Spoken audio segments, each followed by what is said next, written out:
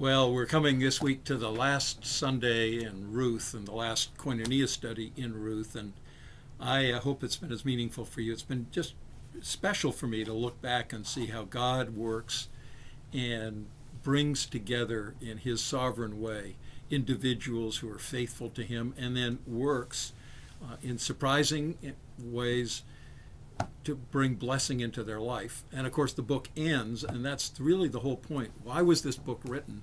Obviously, written a long time afterwards, because David is the last name mentioned. So the story is written hundreds of years after. One, to explain the family line of David, but in the process to say here are ordinary people who are just doing the next right thing.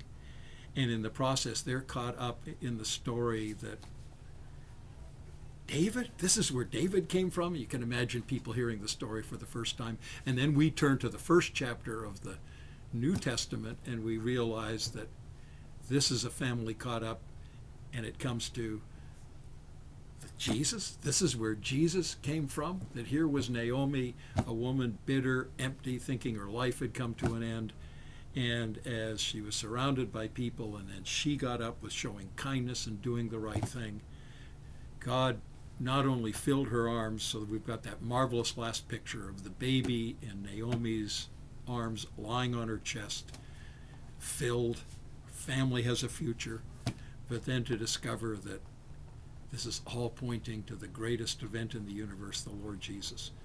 So the story is about how God rewards those who trust in Him as a Redeemer, who look to Him as a refuge, who act in faithfulness, and who, not seeing His hand at work, just do the next right thing, and they end up being part of God's story.